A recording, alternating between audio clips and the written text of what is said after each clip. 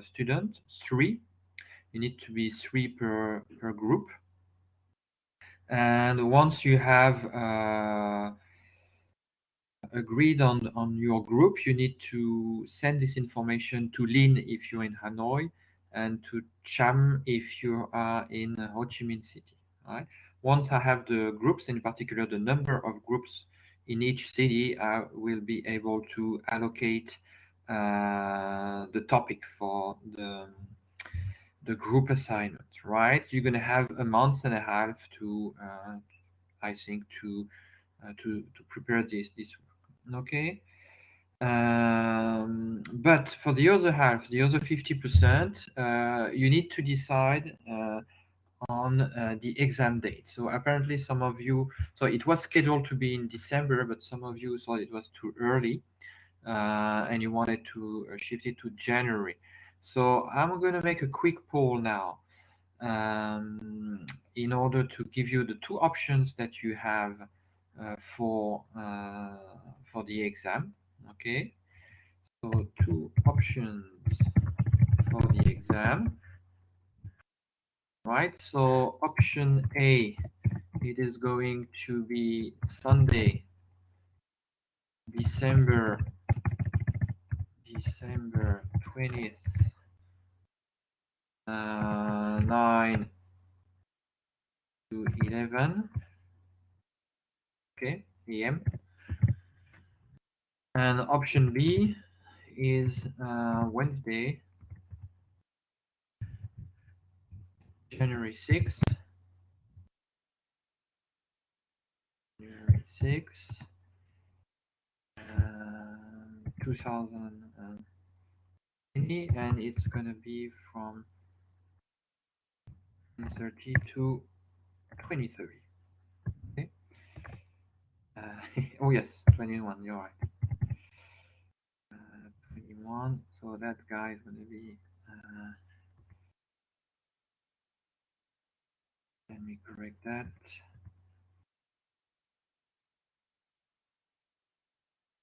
Okay.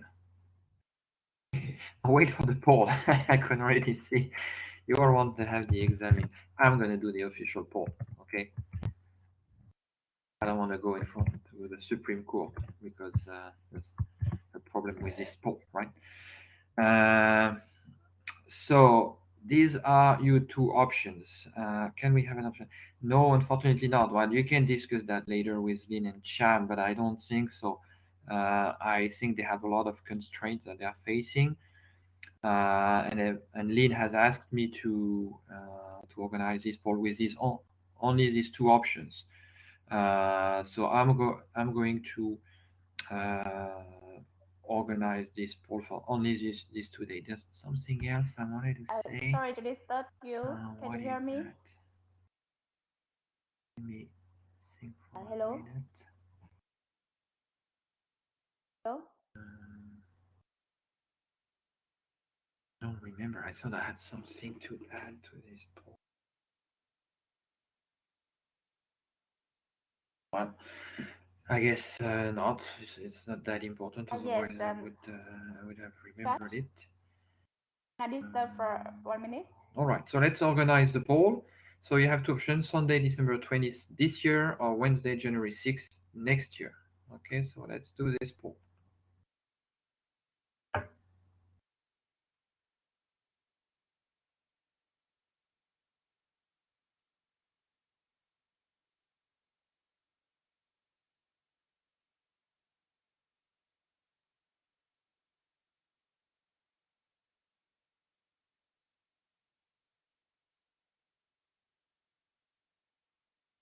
Yes, I remember what it was. Only people from the banking track, please answer this poll.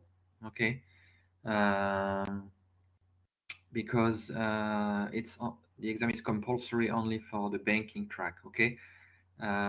So please answer only if you are in the banking track. If you're the corporate track, my understanding is that this course is optional for you, and so is the exam. So please only banking track.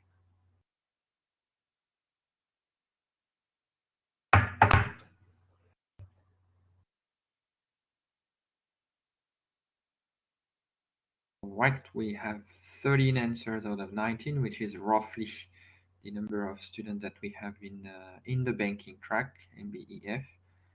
So I guess there's a clear winner. Okay, and that's for January. A last minute vote. All right, so publish polling results.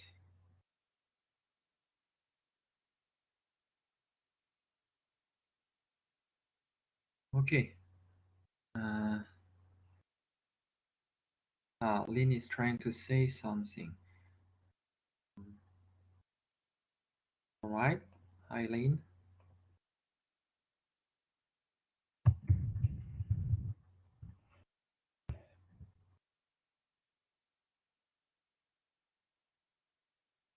So do you want me to give you the microphone? Make presenter. How about that?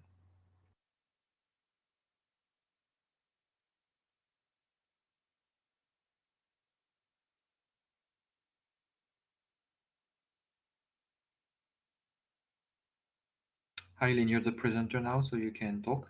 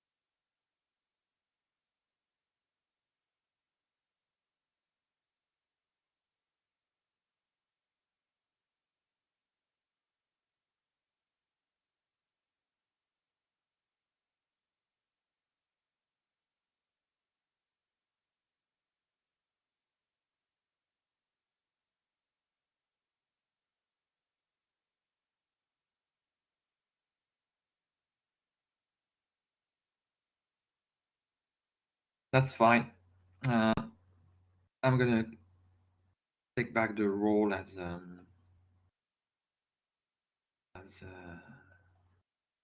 presenter. Okay.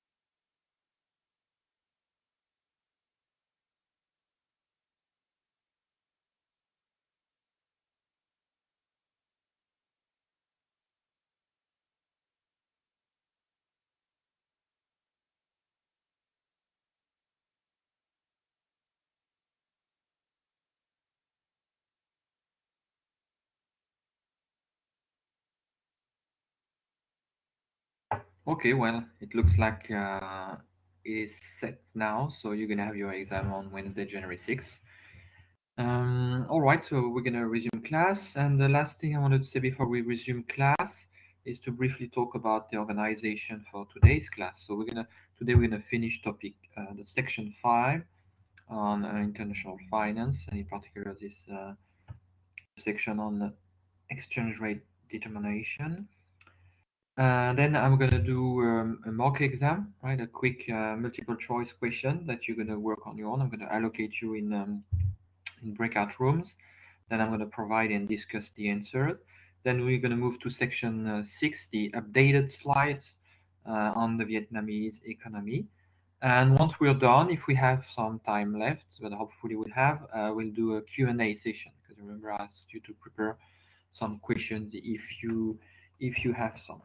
Okay, so let's start now, and let's shift back to share notes to make a brief summary of yesterday's class. Right?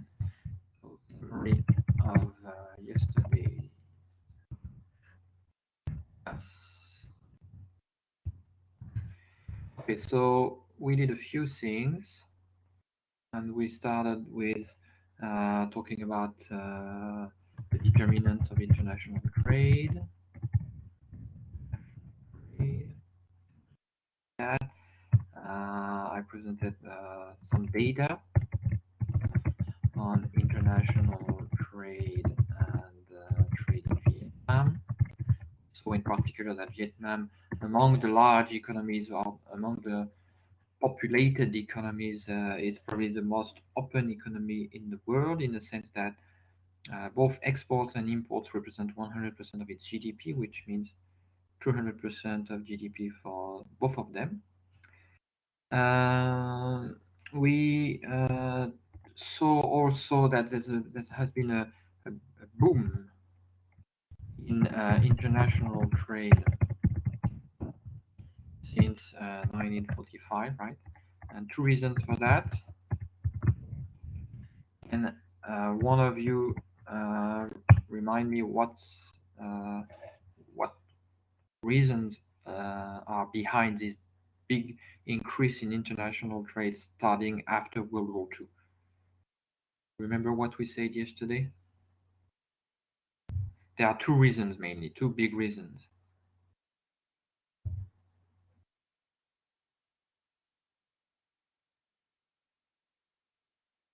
Right? Not much answers coming my way, so I'm going to provide it for you. Number one, huge fall in transportation costs. Freight, airplane, information, right? Amazing. Second factor, international talks to reduce tariffs across all countries, right? With an average tariff in the world today of less than 5% compared to close to 30% in the 1930s, right? So it's had a big boost. Okay. Then I introduced a small model of absolute advantages to understand, to highlight the benefits of specialization at the world level. Okay. And finally, I highlighted in the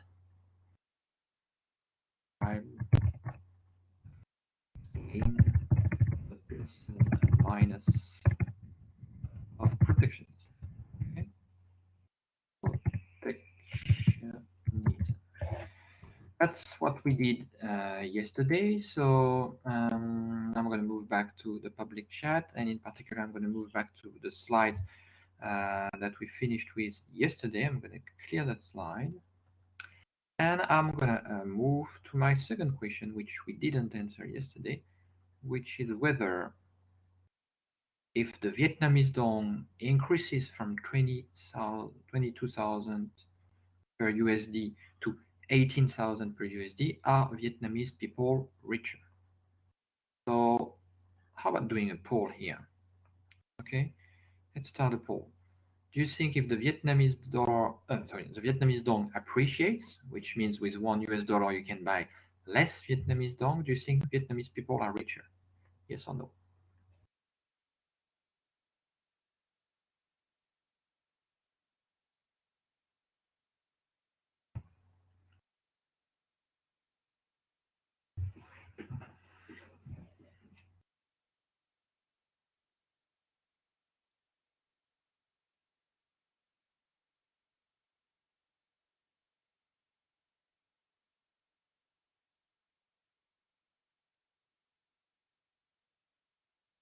I have quite a few answers, 17 so far, there's 4 missing. Right. All right, I'm going to publish the poll results. Interesting. So most of you would tend to say yes, and I would tend to agree with that.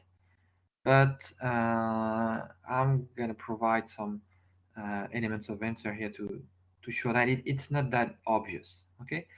So first of all, we need to define exactly what we mean by richer, right? You're not gonna have a higher income, right? Your paycheck at the end of the month.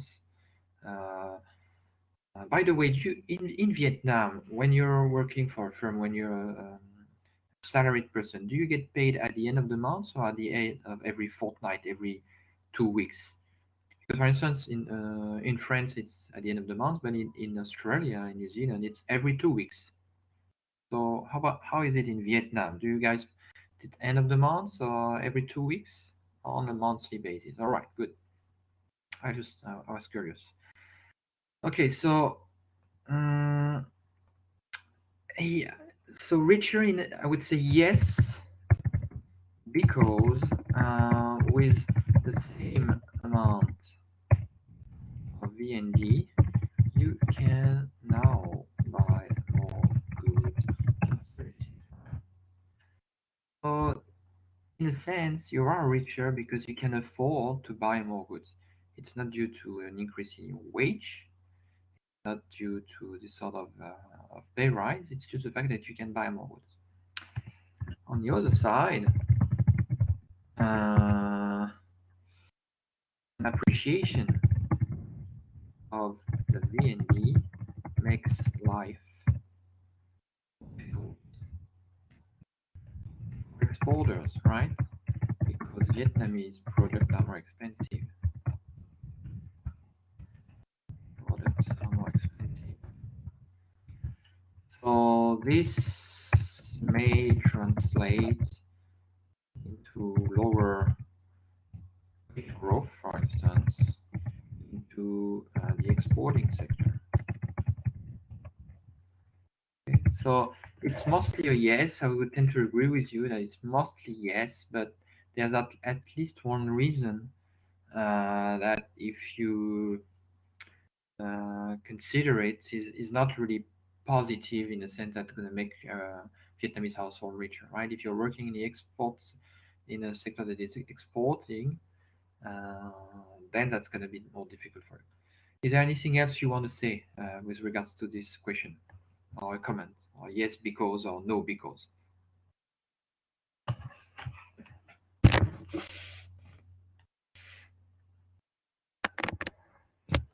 No, no more, no comment. All right, then let's move on. Okay, so now, as I said, we wanted something that is important to understand in monetary economics is the relationship with the rest of the world in terms of the exchange rate, right? The exchange rate is sort of an interface between the rest of the world and the Vietnamese economy in terms of prices. So economists have agreed that there are, in general, two types of determinants. There are determinants that are mostly related to the long-term value of one particular currency, right? Determinants that play out in the long term, in the long run, and you have determinants that are factors, influences that would play out mostly in the short run. And in the long run, you have what we call the purchasing power parity theory, which I'm going to explain in a minute. And in the short term, we have three determinants: the interest rates, the trade balance, and what we call expectation or the sunspots. I'm going to explain you why we call that sunspots. So again, as often in economics, it's not there's no perfect frontier or no perfect difference between the long term and the long run because by definition the long run is the sum of the short run. So if you have a lot of short-run influences that add to each other day after day, week after week, month after month, then it's gonna transform very soon into the long run. But still, it's important, I think, to make this distinction. So let's have a look at the purchasing power parity theory. So what does it say? So it says the following. According to the purchasing power parity theory, a unit of any given currency should be able to buy the same quantity of goods in all countries once converted in the local currency. Okay, and here we're making a very strong assumption, which is assuming there is no transportation cost. Okay, obviously we can relax this assumption later on and see how it impacts on our results, but assume for now that you can shop and buy anything around the world at no cost, no transportation cost, no transaction cost. Okay, assume you have a certain amount of money. Okay, well, if you can buy more goods in one country with that amount of money, then that means that prices are cheaper in this country, right? So what is it going to happen? Because there are no transportation costs, everyone will want to buy in this particular country, right? And that means that to buy in this particular country, you will first need to buy the currency of this country, okay? And because everybody will want to do that because they know that goods are cheaper in this country, and this will trigger an increase in the demand for this currency, and therefore this currency will appreciate. And this price advantage that you had, such that goods were cheaper in that particular country, it will disappear because the exchange rate will appreciate. Okay? Do you understand this? Right, so let me repeat or reformulate in a different way. Okay? Assume you have only two countries. I'm going to write this stuff. It's probably going to be easier. Assume two countries only. Vietnam, Thailand. Assume with one Vietnamese dong, you can buy one Thai baht. How do you spell Thai baht? Thai. The H is before the T. Right, and it's THB.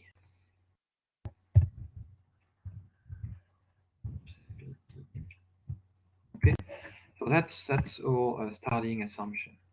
Okay, it's not true, obviously. That's not the real exchange rate, but that's my assumption. Okay, you have two countries, Vietnam and Thailand. You assume that with one Vietnamese dong, you can buy one Thai baht. Okay, assume now that with 100 Vietnamese dong, which is equal to 100 THB,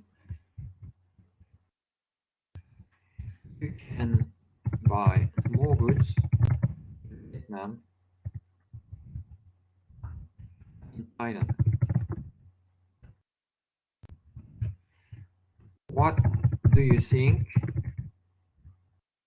uh, will happen to the VND THB exchange rate? This is a question I'm asking you.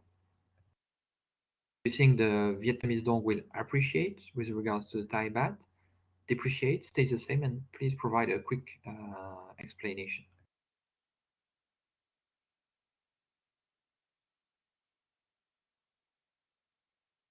Right, so I'm meaning a very simple case. We have just two countries in the world, it's just Vietnam and Thailand. The exchange rate is such that with one Vietnamese dong, you can buy one Thai baht. I'm assuming that there's one person who holds 100 Vietnamese dong, and I'm assuming he can buy more goods in Vietnam than in Thailand with that same amount of money.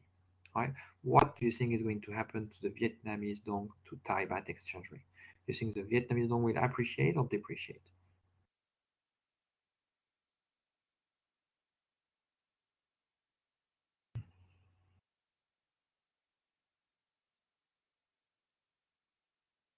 Okay. Um, okay, someone is typing. So perhaps I can organize a poll. Say um, A indicates, B VND depreciates. Okay, let's make a poll.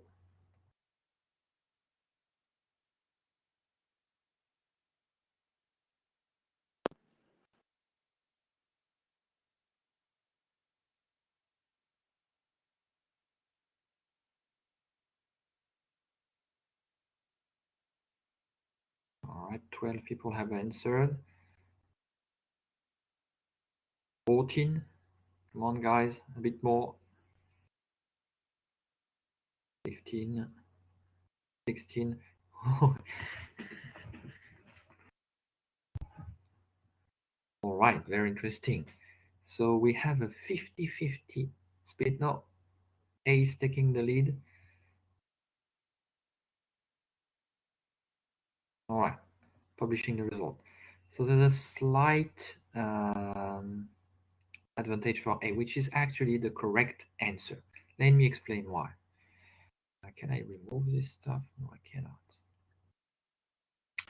Uh, if I go like this, yes, good. So, so again, we have just two countries, right?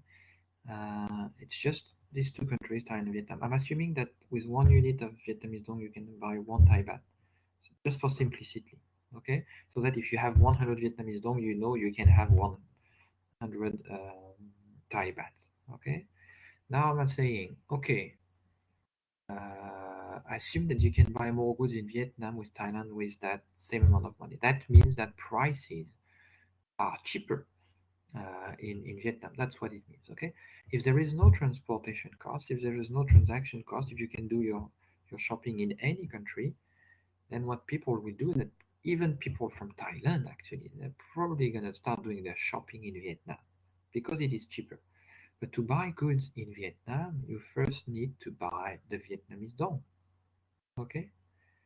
And because a lot of people will do that, they want to buy the Vietnamese dong, then the Vietnamese dong will appreciate.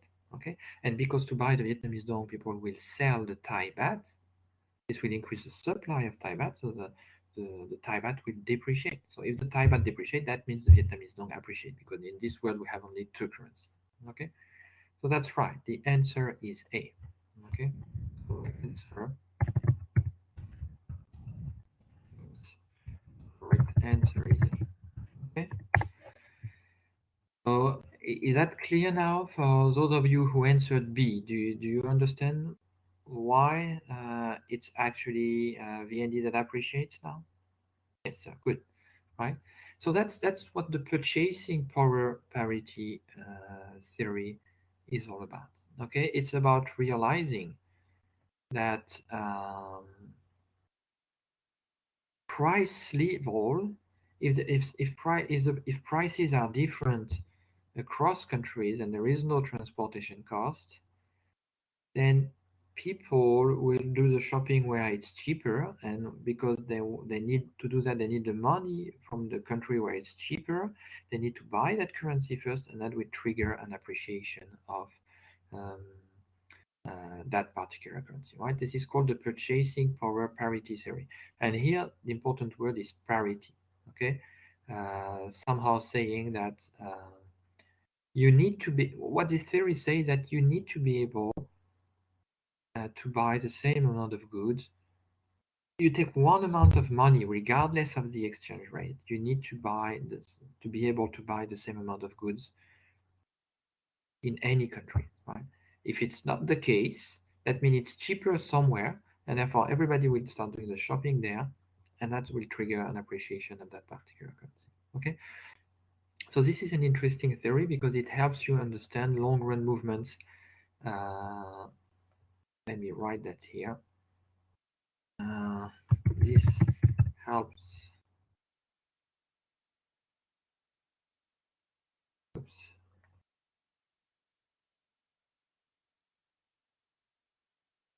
I'm gonna decrease? Can I decrease that? Yes. This theory helps you understand why countries that run higher inflation rates tend to see their currency depreciate little by little, right? Because it's the opposite to my example, right? If in Vietnam there is higher inflation than in Thailand, then people will not be happy buying in Vietnam now. They will be happy buying in Thailand. So they will sell the Vietnamese dong, they will buy the Thai baht, and that means the Vietnamese dong will depreciate and the Thai baht will appreciate. Okay? And that's something that you observe all around the world, right? Typically, when you have a country that is running quite a bit of inflation, its currency tend to depreciate. Okay, and if we look actually to uh, the exchange rate for the Vietnamese dong, which is a slide, just a slide before actually. No, where is it? Right there. Perhaps that depreciation is also due to some sort of higher inflation going on in Vietnam than in the rest of the world or some of its trading partners. Okay. Um, all right, and conversely, so that's what I'm going to say. Okay, and you have the summary here. If a currency buys more in one country, everyone should shop in this country. If buy less, no one would shop there. Okay. So this is called the purchasing power parity theory. It works rather well to explain long-run movements in the exchange rate, in particular long-run appreciation or depreciation. Okay. For instance, why is Japanese yen a strong currency? Perhaps it's because there's not much inflation over there, if not deflation, right? That could be one explanation. I'm happy to take a comment or a question here. I can see that someone is typing.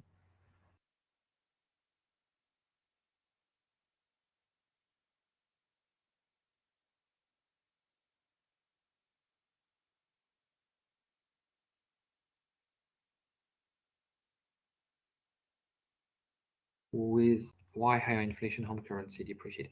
It's the opposite, right, to my example. Okay.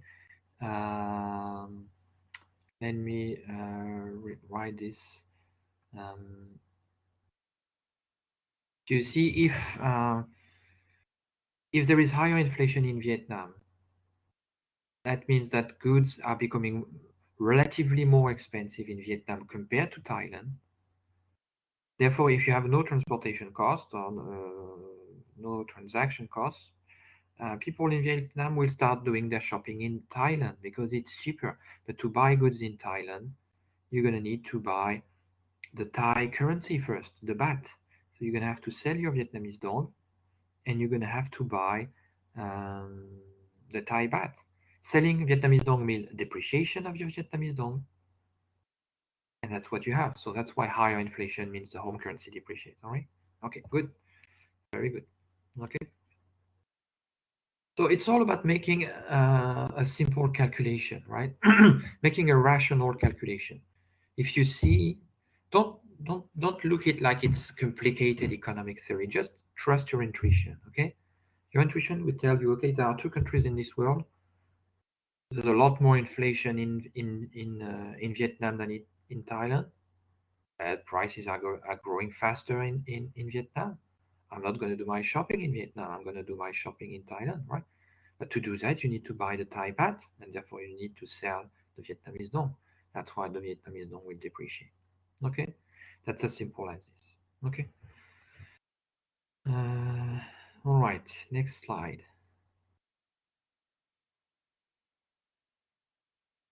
Consequences for monetary policy. Well, for instance, assume Australia conducts an inflationary monetary policy. So I'm talking about Australia because Australia is an interesting country. It had both flexible exchange rates and a fixed one, which we're going to talk a bit later. So assuming Australia conducts an inflationary monetary policy, so there's a lot of inflation. This means that the Australian dollar will depreciate. Okay. I don't want to talk actually about the real exchange rate, so I'm going to erase this because it's you don't need to know about the real exchange rate. It's just going to confuse things. So I'm just going to erase this, just like this. You don't need to. So sometimes we can do this exercise by building a new exchange rate, which we call the real exchange rate. I don't think it's necessary. So we can just stick to what we just said, okay, which is good enough. Because if you want to explain it to your manager, you're not going to start throwing out this real exchange rate stuff because it's a little bit complicated. So you don't need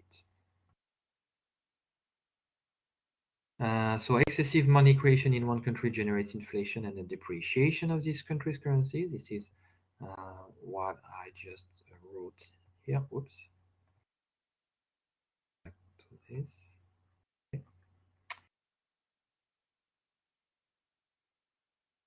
And here are some data, for instance. So we're talking about Germany between 1921 and 1925. This is a very famous episode of hyperinflation.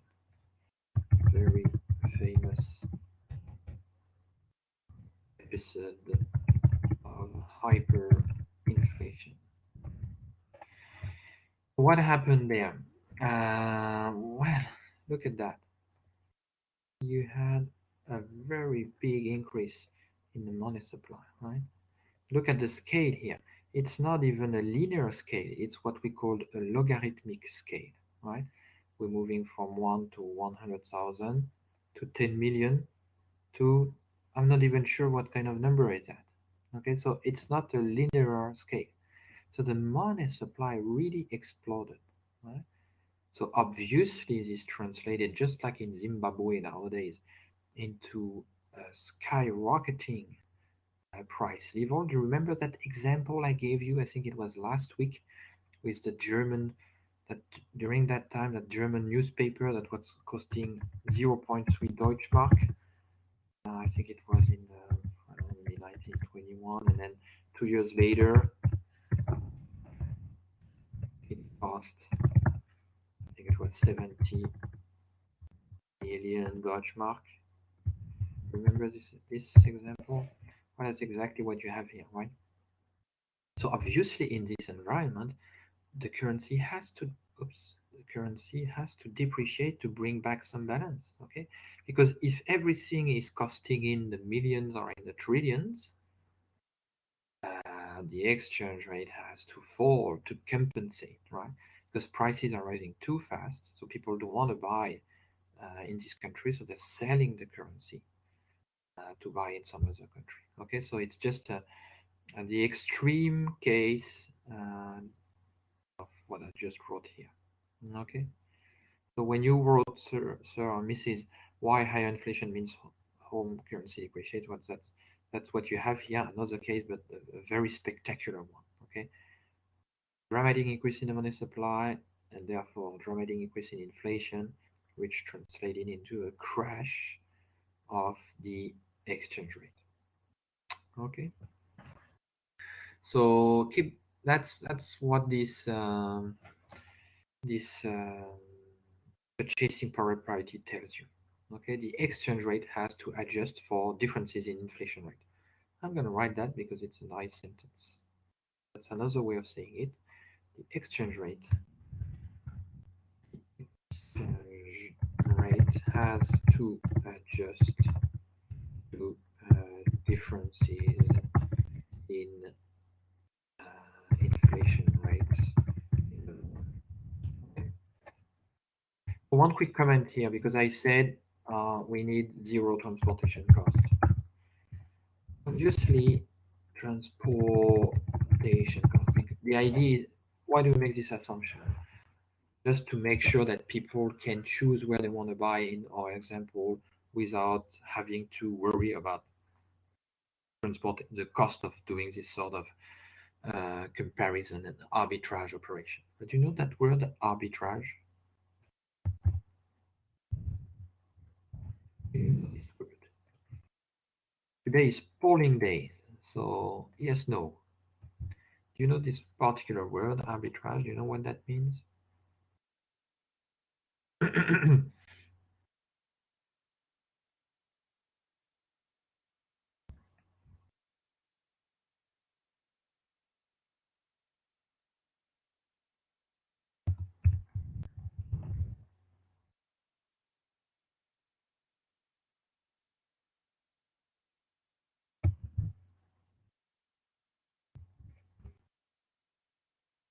It look like most of you know what that means, so I'm going to quickly explain what it is. Arbitrage means taking advantage in small or big differences in prices of the same item, good, final security, etc. For instance, assume I don't know, the Japanese yen is cheaper in London than it is in Tokyo, then you're gonna buy that Japanese yen in London and sell it in Tokyo, and this will bring back some sort of equilibrium, right? Someone made a comment, buy something in low price and sell it. Yes, that's right. It's taking advantage of small or big differences in prices for the same good, the same asset, right? So in my example, which is very similar to yours, the Japanese yen is cheaper in London than it is in, I don't know, Singapore. So you buy it in London, then you sell it in Singapore. You have a lot of people that are doing that every day. They are called arbitragists. Well, uh, why was I saying that? Because that's what we are doing. What here with the purchasing power parity theory, you have arbitrage. So we are assuming there's no transportation cost, just to make things very clear. But even if you take into account positive transaction cost, which in reality you do, it doesn't change the whole picture. It doesn't change the general picture. It's going to change slightly the conclusion, like people are not going to move from one country towards the other for small price differences. But as soon as price differences are bigger, and then people are going to start making those arbitrage, especially nowadays when you can buy online from pretty much any country, right? So if you realize that buying from Thailand online is cheaper, but people are going to do that, right? So that trigger a demand for the Thai baht and appreciation for the Thai baht. Okay. All right. I'm going to finish with this purchasing parity theory because I think we've been quite extensive on it, and some a couple of words to as comment. So the purchasing parity theory works well to explain long-term trends in nominal exchange rate. It is not appropriate for explaining short-run fluctuations in exchange rate. So yes, it's typically something that would take hold and start to produce its effects over the long run. Hmm? Uh, it's unless you have like in Germany where they were doing some crazy stuff with money printing, then the money the exchange rate adjusts immediately or very quickly to this crazy monetary policy. But most of the time, we use the purchasing power parity theory to forecast to understand long run movements in exchange rate. All right, what about the short run now? So now I want to talk about the determinants that are influencing the exchange rate, but in the short run rather than in the long run. So you have three of them. We have the role of interest rate, the role of the trade balance, and the role of expectations. We're going to look at each one of them. Okay, so the role of interest rates first. So how does it work? Oops. So we're going to take a very simple case. We're going to take Vietnam and Thailand again. Assume Vietnam and Thailand have the same level of risk for investors and the same average rate of return on capital. Okay? So I'm just assuming, though, for the sake of simplicity, that we have two countries that are very similar in terms of risk, in terms of rate of return on capital. However, assume that the 10-year bond is 10% in Vietnam, only 8%. Those are not real numbers, huh? But we know that in Vietnam now it's closer to 2.5, so definitely not 10%. And only 8% in Thailand. Question two. I told you this is polling data. Do you think the VND will appreciate or appreciate? So the poll. Oh, now I'm going to make an extra assumption.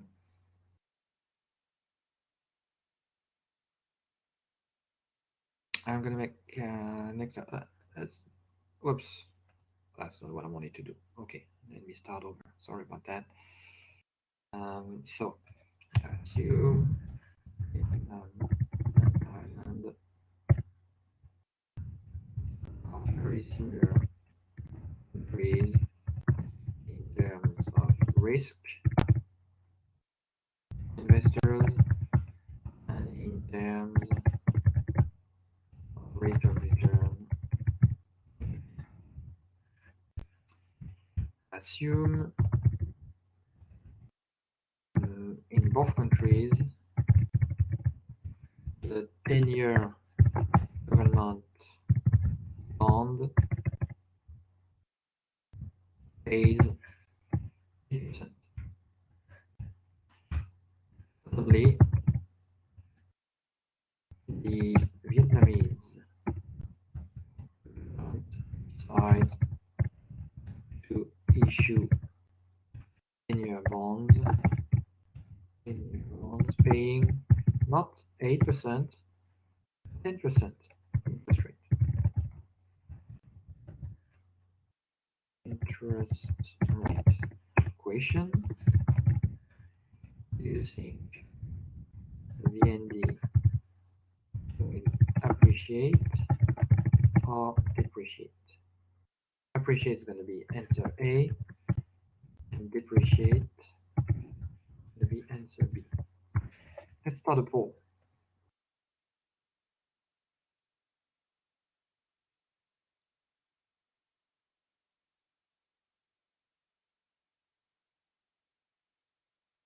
Interesting answers. You guys are always split. Maybe that's a Hanoi or Ho Chi Minh City split.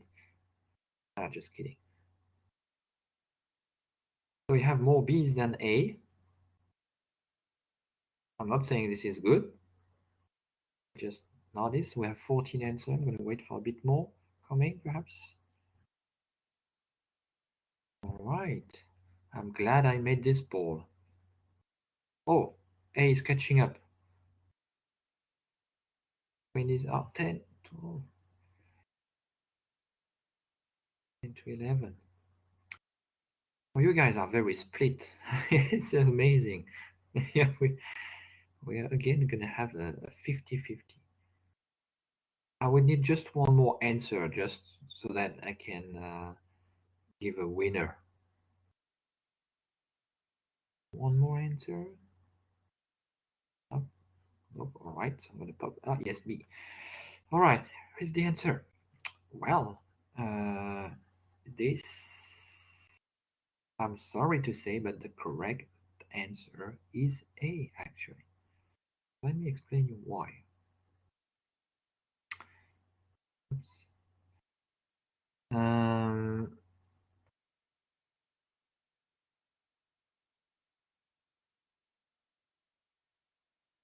Correct answer is A. Why? So let me just explain to you speaking, and then I'm going to write a summary if you want. So we started with a very simple situation. Again, it's a two-country world. We just have Thailand, we just have Vietnam. They're very similar countries, and in particular, they have the same level of risk and the same level of rate of return on capital. We are assuming that in both countries, the 10-year bond yield was 8% on government bond, and then suddenly uh, the 10-year bond pays 10% in Vietnam, whereas it's still paying 8% in Thailand. So if you are an investor and you're looking at investing your money, like your pension fund, you're managing retirement pensions from, I don't know, people from Norway, let's say, and you're looking at investing in Asia. So you have those two very similar countries, Vietnam and Thailand, in my example, but 10-year bond pays more in Vietnam than in Thailand. So if you're a rational investor, if you're making your calculation, what you're going to do is that you want to buy the Vietnamese bond because it's paying a higher interest rate. Okay, it's paying 10%, whereas the Thai interest rate is just 8%. But to buy the Vietnamese bond, you need first to buy the Vietnamese currency. Okay, so that's why. So, but to buy, and if a lot of people do that, there's going to be a higher demand for the Vietnamese dong, and therefore the Vietnamese dong will appreciate. Okay, so that's how it works. So let me look at your comment. Buy something in low price, okay, because people will sell Thai baht to it. Exactly, exactly. That's the correct answer. Thank you. One of you said because people will sell the Thai baht to buy the Vietnamese. That's exactly that. Similar explaining from beginning to now. Exactly. Yes. So you see, that's the answer. So, but the Vietnamese will appreciate just short term. Not. Let me answer this right now. It's good. I mean, the answer is going to be very quick one. If there is an announcement by the Vietnamese government saying, "Well, we're going to issue a 10-year bond paying 10% and not 8%," immediately financial markets will react because people will want to buy this new bond. Okay, so it's going to have an immediate, instantaneous impact on the Vietnamese dong because people are going to sell the Thai baht to buy they're going to sell the Thai bond, and therefore they're going to sell the Thai baht and buy the Vietnamese dong and then Vietnamese bond. Okay, so it's instantaneous. By end of bond period, when the bond is due, yeah, I guess it's a good comment. When the bond is due, things. Well, I'm not even sure. I mean, you may want to read if you still have a 10% yield in Vietnam and 8% yield in Thailand, you don't want to move your money back to Thailand. You want to keep it in Vietnam because it's paying 10%. So I don't think the fact that uh, when the bond is due or the bond matures is going to change anything to our problem. Okay. Yeah, I guess you can say that, but if you want to collect your profit, yes, that I guess you could say that, but what are you going to do with your profit? Perhaps you want to reinvest your profit, right? And if you want to reinvest your profit, given if nothing has changed, then you're going to keep your money in Vietnam. Okay? So, but this sort of so let me first summarize the answer. Okay, so because now uh, bonds pay a higher return in Vietnam, agents will sell Thai bonds, then sell corresponding Thai baht to buy VND, which will trigger an appreciation of the VND and depreciation of the VND, right? In the long term, yes. I see your point. I see your point. Maybe the 10-year. Um, I don't think this is really an issue, okay? Because if you look at foreign exchange market, you have huge and big and rapid changes in foreign exchange rates, right? And this is because they're always, foreign exchange rate are always reflecting new information coming from economies, right? So if that's a big information, suddenly the Vietnamese government is paying a higher interest rate. So that's why people will immediately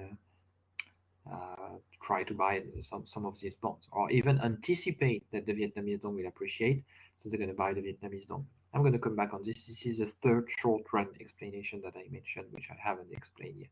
Okay. But do you agree with what I've just written here? Okay. Do you agree with that?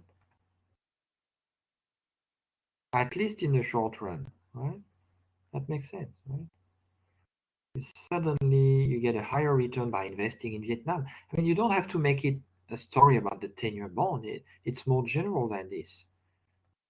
If write in green, if rates of return are in general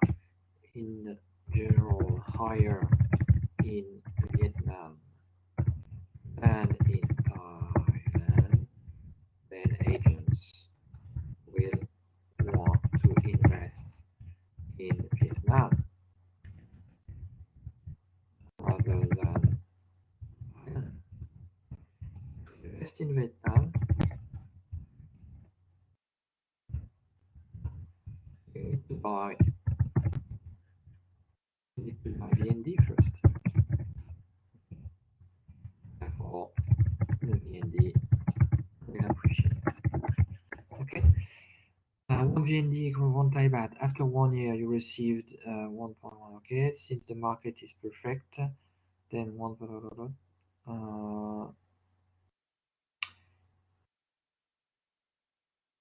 Mm, I don't see where this one. Sorry, oops. I don't see where this 1.1 VND equal 1.08 PHT is coming from. I don't see where it's coming from. You know, you, I didn't made any assumption on the starting exchange rate. You don't really need it. All you need to do is realize that there's suddenly a higher return when you invest in Vietnam.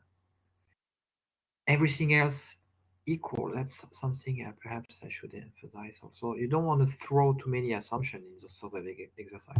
I'm going to write it in capital letter. Everything else remaining remain the same. Okay, I've just made one change, one assumption, one new assumption, which is this suddenly. You see, I said suddenly. That's my only new assumption. I'm not making extra assumption. I think when it reaches equilibrium, it will stop there. Why depreciate? Um, yeah. So again, let me try to rephrase this a little bit. When you do this sort of exercise, you don't want to throw too many assumptions, right?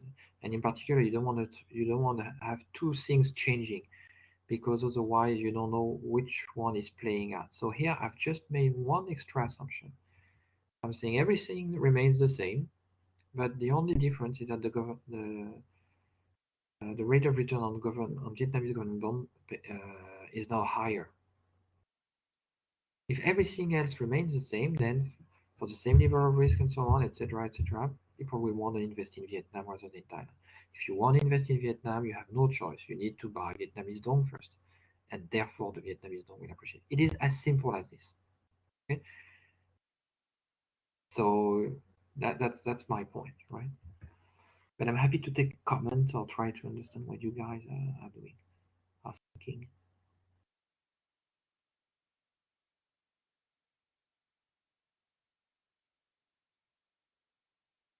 But I don't see, as I said, I don't see where this assumption that I'm circling here is coming from. I didn't say anything about the equilibrium exchange rate. I didn't say anything. I don't want to talk about it. You don't really need that. Right? All you, and in particular, I don't see why it was. Yeah, I see what you mean. Perhaps you're referring to the uncovered interest rate parity. I don't want to go down this road. You don't need this. You don't need this. All I want you to understand is how changes in interest rate impact on the exchange rate. Okay.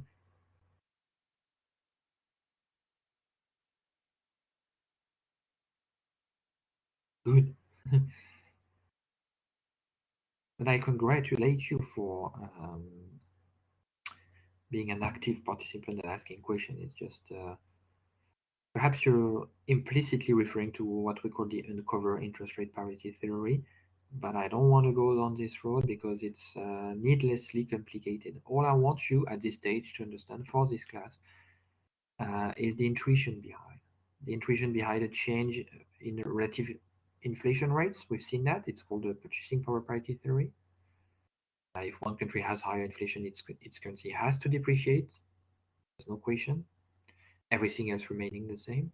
And here, rather than looking at inflation, we're looking at interest rates, and I'm saying the same. I'm saying if everything else remains the same, if you have two countries, in one country the interest rate increases, whereas it doesn't in the other one, then you can expect the currency of the country in which the interest rate has increased to appreciate. That's all I'm saying. Okay, we can make things a bit more sophisticated, and some people do that in class with this uncovered or covered interest rate parity theory. I don't want to go there because it's needlessly complicated in my view. All I want you, my goal is that you have a good understanding and intuition about how those key variables like inflation or interest rate will impact on exchange rate. That's all I'm asking.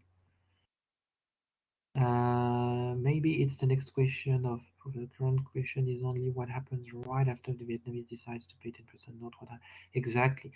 We can, yeah, because we have just learned FX equivalent in last one. I see, I see, I see. Well, okay, I didn't know you went into this FX class. Here, let me put it this way. I haven't seen what you've done in the other class. Here, I'm just trying to give you the intuition. Okay, the general intuition about how key variables such as inflation and interest rate will play out. Okay, at the moment of the change in the variable, whether it is the inflation rate or the interest rate. What happens later down the road, uh, I'm not talking about it, so perhaps the other professor explained it to you in the other class. Uh, but I don't think there is any conflict between what I'm saying and what he says, okay? Because what I'm just looking at what happens immediately after this change in the variable, okay? So let's have a look at the other two determinants. The influence of the trade balance, that's easier. So it's about looking at green,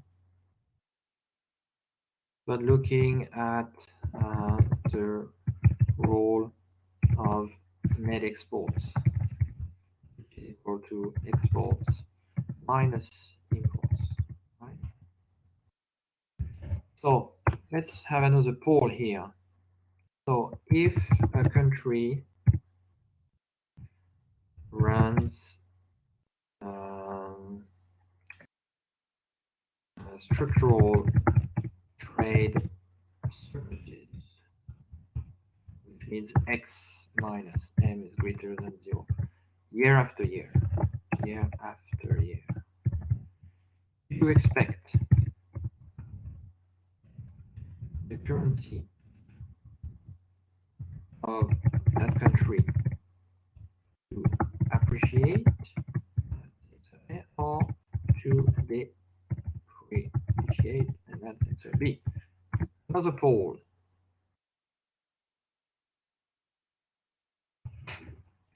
If a country runs structural trade surpluses, that is, export greater than imports, year after year, do you expect the currency of that country to appreciate or depreciate? Try to think very simply, right? What does that mean, trade surplus, in terms of demand for that particular country? That's the way you should look at it. I don't want you to try to use some kind of complicated theory. I just want you to trust your intuition, right? You have a country that is running trade surpluses like China year after year, or like Germany. Do you expect the currency of that country to appreciate or to depreciate?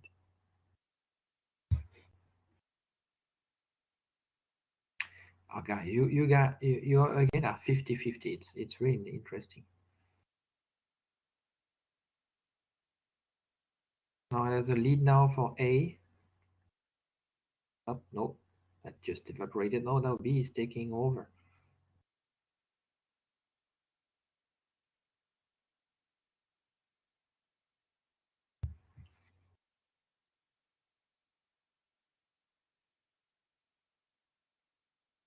All right, let me publish the result.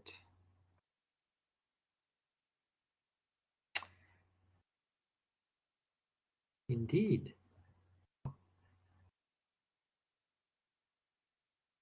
the correct answer is A. What is that? And briefly explain it to you, and then I'm gonna write it up. So, if you have a country like China, for instance, that is running exactly same explanation, that is running a trade surplus, that means it is selling more goods to the rest of the world than it is buying goods from the rest of the world. So again, a good example is China. But to buy the Chinese goods, you need first to buy the Chinese currency, right? The Chinese yuan. So because of that, because of this strong, important demand for the Chinese yuan, you will have an appreciation of the Chinese yuan, right? Again, because you have more exports than imports. For China, when China imports, it needs to buy goods from Europe, for instance. So it needs to sell yuan and buy euros. So you'd say, okay, the yuan will depreciate. But that's just for imports. There's a lot more exports, right? And exports mean Europe, for instance, is buying goods from China. But to buy Chinese goods, you need to buy the Chinese currency first. That's why the Chinese currency would appreciate more than it would depreciate because of imports. Okay? So let me try to summarize this. Like that. When a country such as China runs trade surpluses, that means buys more goods and services from the rest of the world,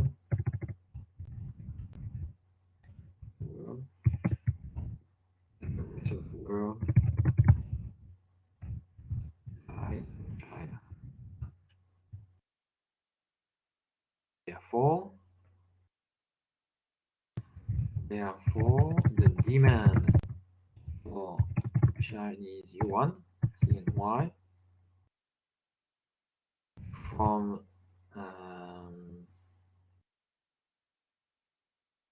the rest of the world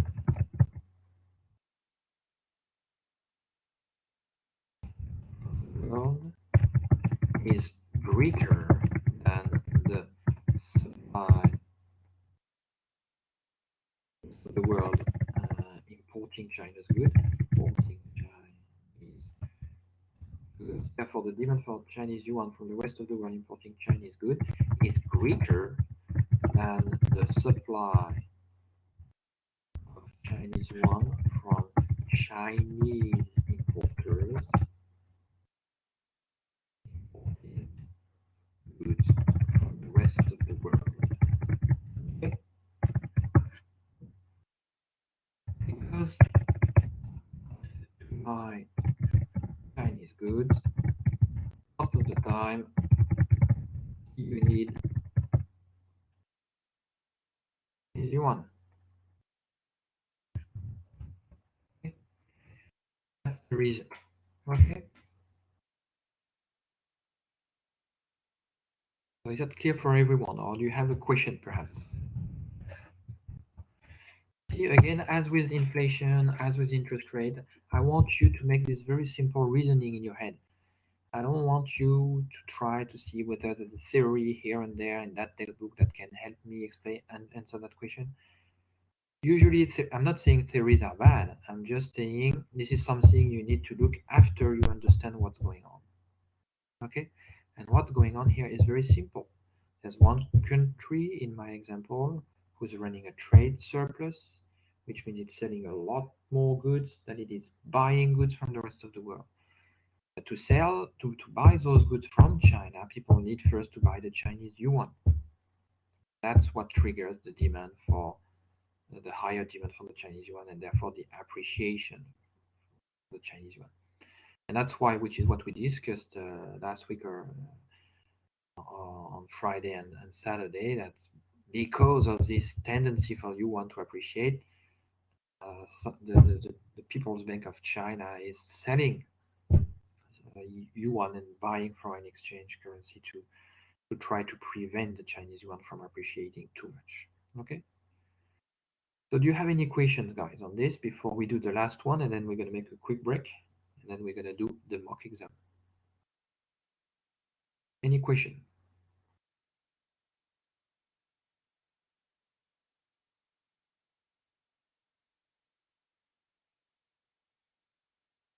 All right, no questions. So let's do the last theory, which I think is very interesting. So I'm gonna put it in again in an exercise format. That's an exercise. Okay, assume most currency traders on the forex believe, for whatever reason, it's not a problem, for whatever reason, that the Australian dollar will appreciate in the future, near future, relative to other currency. And when I say most, let me say, let me be even more specific. Assume most, if not many of a large percentage of them, very large fraction of them. Assume most, a very large fraction of the currency traders on the forex believe, for whatever reason, that the Australian dollar will appreciate in the future relative to other currency. Here's my question: do you think dollar Australian dollar, which is everyday, will appreciate or pay or appreciate? The answer B. And here is a new poll for you.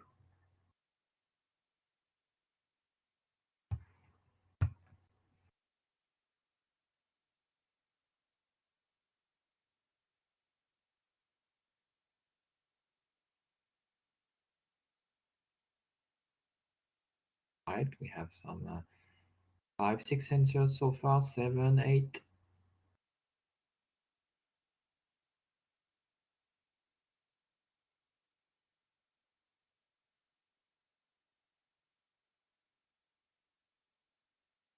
Oh, it looks like we have a clear winner.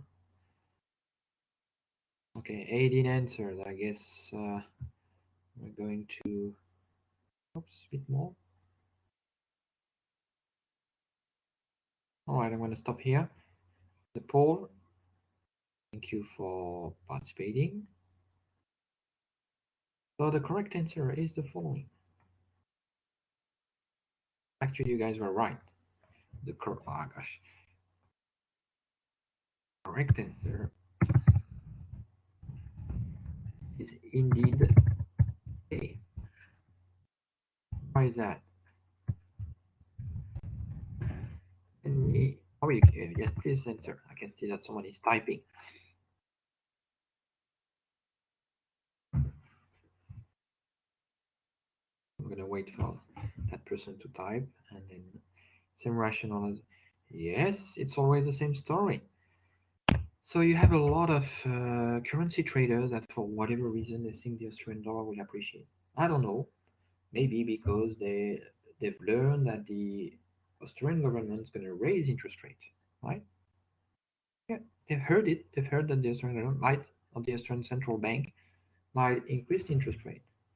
It's going to spill over to every other interest rate in the Australian economy. So if you're a rational currency trader, okay, you anticipate that most of your fellow currency trader think that the Australian dollar will appreciate. So therefore, you know they will buy the Australian dollar. They will buy it because they want to make a capital gain. They want to take advantage of this appreciation, right? So you're not gonna sit on the side and watch the Australian dollar appreciate if you are sure or nearly sure that it's going to appreciate.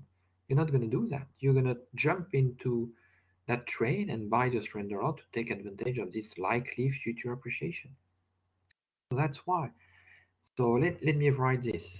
Let me summarize this. So if you expect uh, most currency traders to buy the AUD because they think the AUD will appreciate,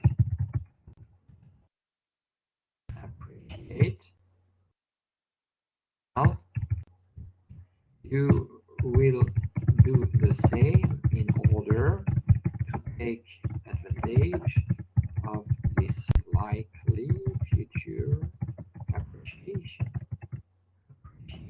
of the AUD, right? So in a sense, this is related to what we call self-fulfilling prophecies. If you expect, if there are enough, if enough people, let me put it this way, if enough people believe an asset will appreciate, then they will buy it,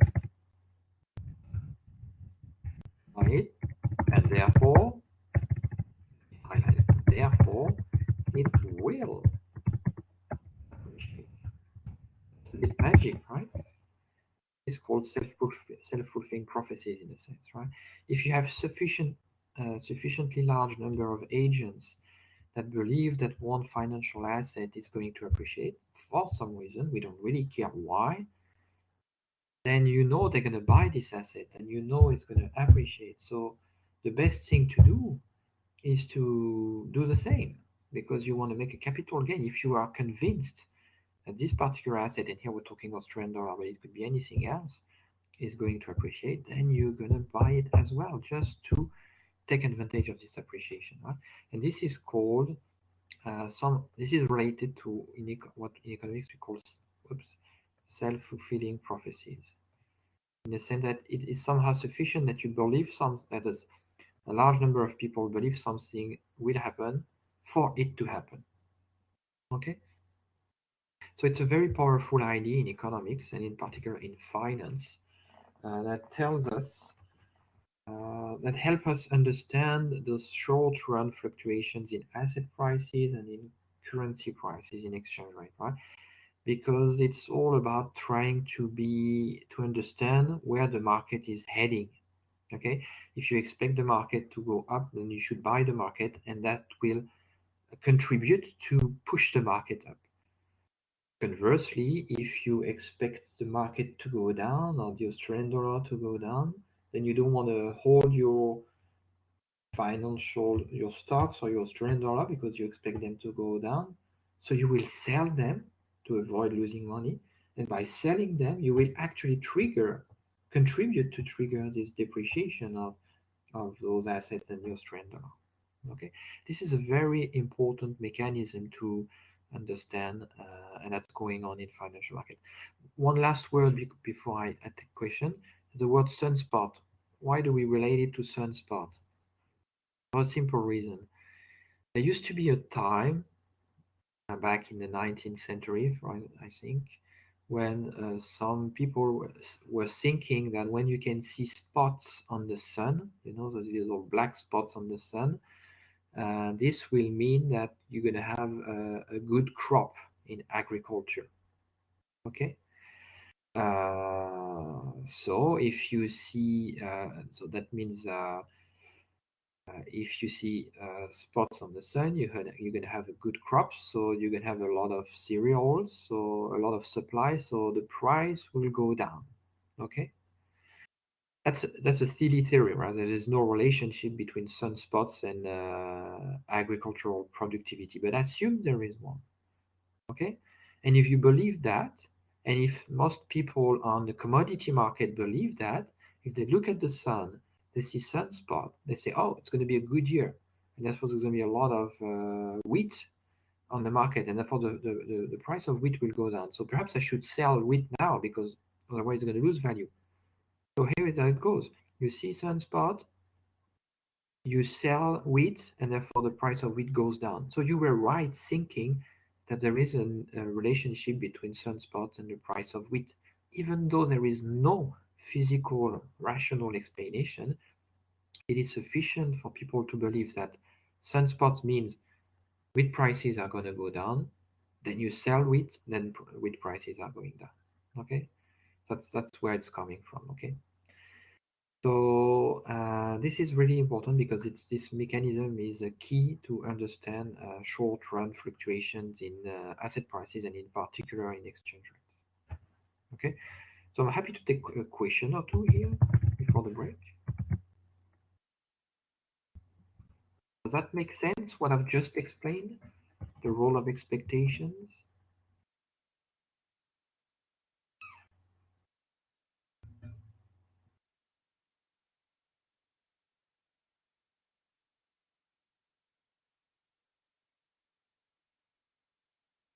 Right? Doesn't seem like there is any question coming. So I guess we're gonna make now a short break, a 5-minute break, as we do every day, to grab a drink, and we will be back at 30. All right. So talk to you soon.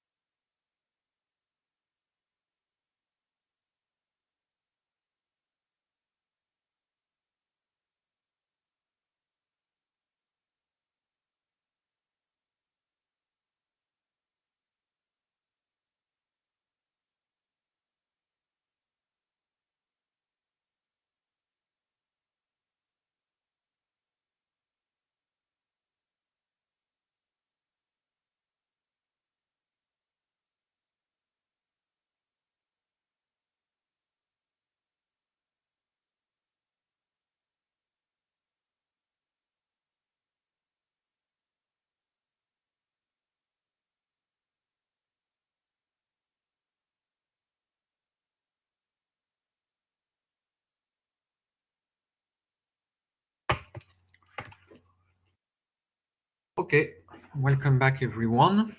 So before we move forward, do you have any question on what we just did? This explanations behind exchange rate fluctuations.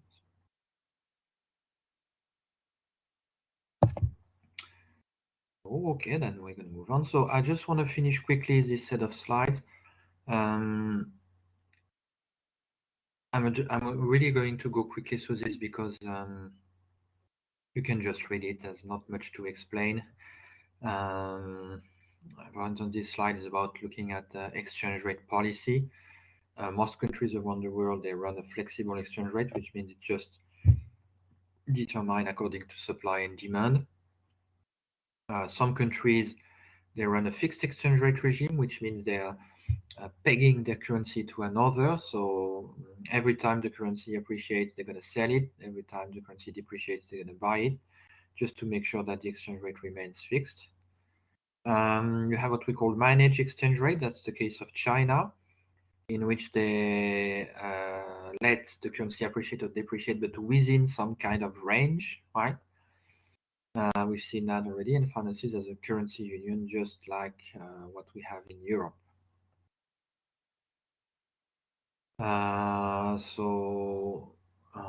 You can read all that. For instance, I talked to you about Australia. Australia is an interesting case because they have a flexible exchange rate since 1983, but before that, they had a fixed one after World War II. So it's interesting to know. Managed exchange rate, we talked about that already, right? You target a path for the exchange rate with intervention in the foreign exchange market to achieve that path. That's the case of China. It's pretty much like flexible, but controlled with some control, right? You don't want it to go to appreciate too quickly or to depreciate too quickly. And finally, the currency union. We talked quite a bit about the currency union already by looking at the euro situation, so I'm not going to come back on this. All right, so this is a piece of vocabulary, so it's not looking very nice because it's supposed to be in two columns, one here and one here, and for some reason Canvas uh, crumbled it. So anyway, okay, so that's it for section 5. Now we're gonna move to that mock exam that I wanted you to do. So again, the exam is probably going to be, some parts going to be multiple choice question, and some is going to be short answer questions, like working out balance sheets, like we did last week and early this week with payments between banks, central banks, and so on. Also, more general question. About any topic, for instance, explaining to me what sterilization operations are, or what are the main short-run determinants of exchange rate fluctuation, this sort of thing. Okay, so here for today's mock exam, I just want you to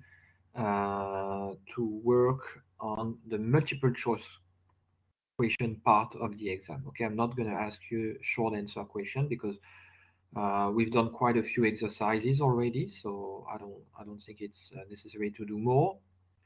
However, I think it would be a good idea for you to practice a little bit on MCQ. Okay, so I'm going to upload that mock exam, but again, it's just the MCQ part, and so it's not representative of the real exam that you're going to have.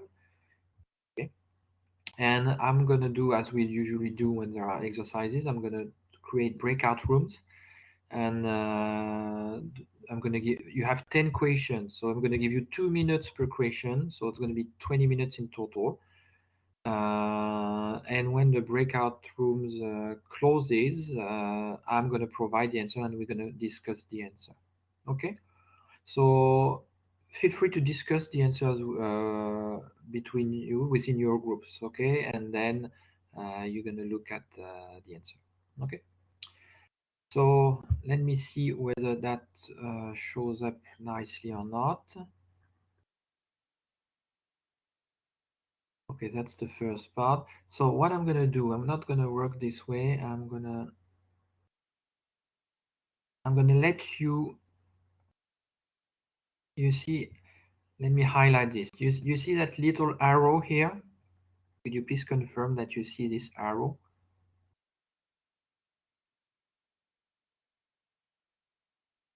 Okay, this allows you to download the document. Am I right?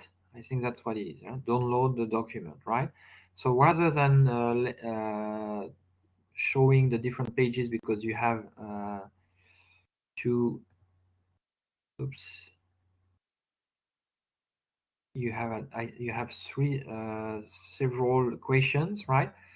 I suggest you download it, okay, and you then you can have it on your screen next to Canvas, and then you can answer the questions. Okay, so I'm gonna create the breakout. Do you have any questions? Is it all clear?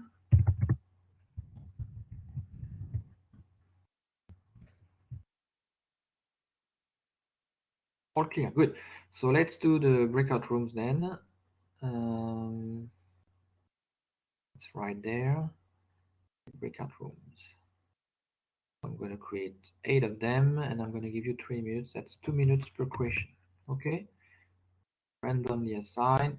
Let's go, guys, and good luck.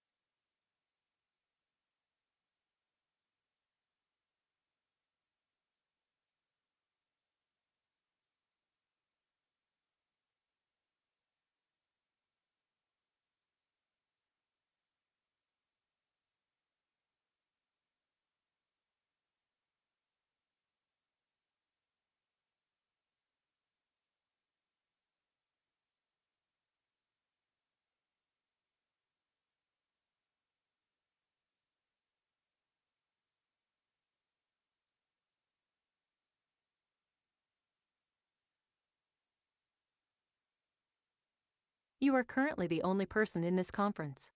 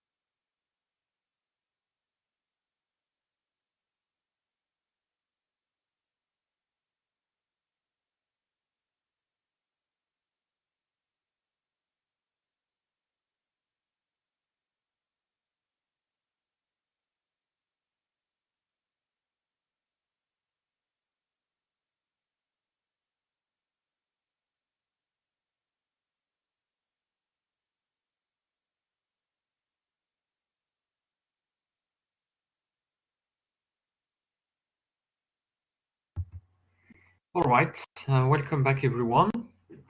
So I'm now going to provide the answers to those questions and discuss them a little bit if needed. Yeah, I can see someone is typing. So all right, so first question. So you have to circle or to choose the correct answer. So other things equal, if the average interest rate increases in one nation, one can expect. So first answer, domestic currency to depreciate and the trade balance to deteriorate. So it cannot be, oh, we have, so I'm going to briefly go through them. So it cannot be one because if the interest rate goes up, the currency will appreciate, right? So it cannot be A and it cannot be B. Then we have to choose between C and D. If the average interest rate increases in one nation, then the currency appreciate and the trade balance will deteriorate, right? Because the currency is more expensive. Okay, so the correct answer for question 1 is 1C. Question number 2, in a free banking, banks pay each other with base money issued by central bank? No, because there's no central bank. In a free banking system, there is no interbank market? No, because it's not that there is no interbank market, it's that there is no central bank, right? So it cannot be B. Banks can pay by issuing their own liabilities or using other banks' liabilities. That sounds correct. Let me see about E. Absence of lender of last resort is a huge fraud. It should be D, by the way, but I think the correct answer is C. Again, why? Because as I discussed yesterday, so first of all, C is correct, right? Banks, they can pay by issuing their own money and using the money of other banks. We've done an exercise that was doing precisely that. You remember the question 1, the bank was paying with its own money, I think, and the question 2, the bank was paying with the other currencies from other banks that it had accumulated. I think E here is not correct. I know what you have in mind, but I think it's not correct because for many people, the absence of a lender of last resort is not really a problem because you could have an insurance instead. You see, banks could contribute to an insurance fund that would act as an emergency fund in case there is a liquidity crisis. So it would substitute for the reserve bank. But this one is a little bit tricky. I agree. You could make a case that he was correct. So at the exam, I'm going to try to make a question such that there is no ambiguity. But I think here C is better than E. Question 3. The liability side of a commercial bank's balance sheet is made of, well, we know it's deposits, right? That's the main thing. So we have D right there. It's definitely not base money, right? Base money is not on the liability side of a commercial bank, right? What's in on the liability side of a commercial bank is the money issued by the commercial bank, not by the central bank. Okay, so that's D. Question number 4. Under deflation, prices rises. No, that's inflation. The value of money rises. Yes, that's it. It's definitely not the value of money that falls because that's inflation, and both prices and value. No, so it's B. Okay, the correct answer is B. All right, all good so far? Any comment before I move to the next page? Or question? Question or comment?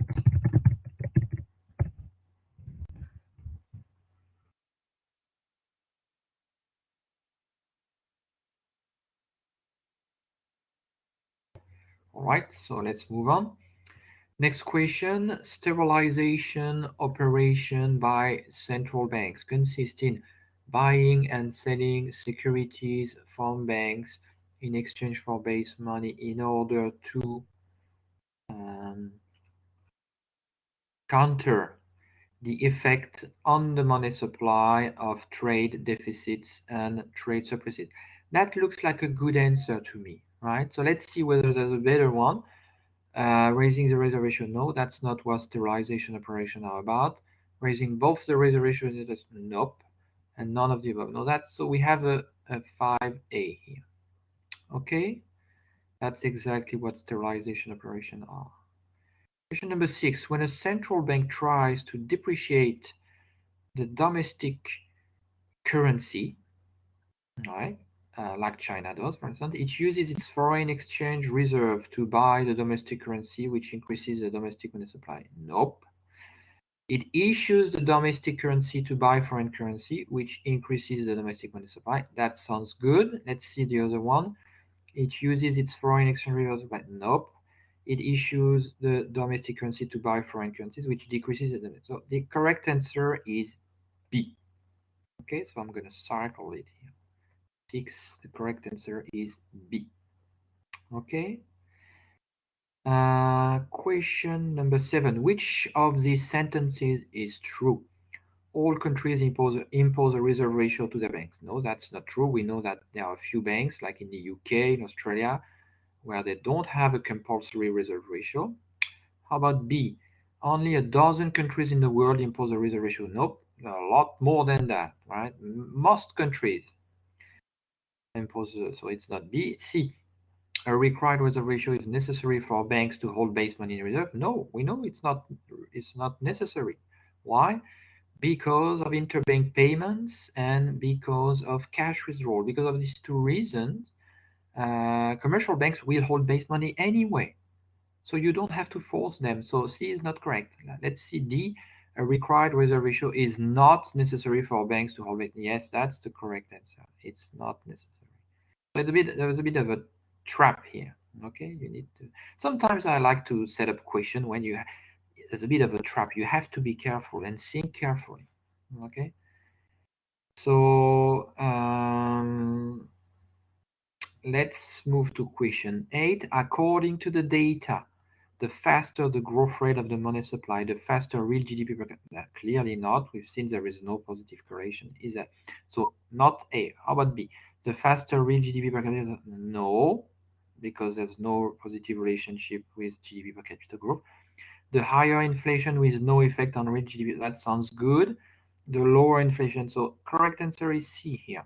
Remember the graph that I showed you, right? The scatter plot. So 8, correct answer is C. Question number 9. The asset side of a commercial bank's balance sheet is made mostly of. So this time we're talking asset. So base money, loan of. Oh, that sounds good. A sounds good. What about B? Base money security? No, there's no deposit by customers on the asset side. How about C? Base money and gold? No, there's a lot more than that on the asset side. There are the loans, for instance, and the securities. And D is incomplete, right? The loans are missing. So the correct answer for question 9 is A. All right? Question or comment before I move to the next page? Next page.